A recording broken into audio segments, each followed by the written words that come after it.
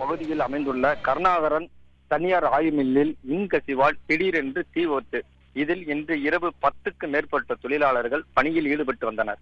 அப்போது மின்கசிவு திடீர்னு ஏற்பட்டதால் ஆயில் மில்லில் தீ பரவியது. இதனால் 2 பேர் காயங்கள் ஏற்பட்டது. இருவரையும் 108 ஆம்புலன்ஸ் மூலம் தேனி அரசு மருத்துவமனைக்கு சிகிச்சைக்காக அனுப்பி வைக்கப்பட்டுள்ளனர். தேனி தீயணைப்பு படை வீரர்கள் தீயை அணைக்கும் பணியில் தீவிரமாக ஈடுபட்டு வருகின்றனர்.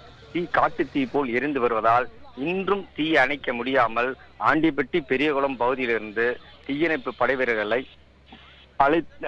அழைப்புகள் விடுத்துள்ளனர். அவர்களும் விரைவில் வந்து கொண்டிருக்கின்றனர். இந்த நிலையில் இந்த தீ திடீரென்று ஏற்பட்டதால் உயிர் விபத்துகள் எதுவும் ஏற்படவில்லை.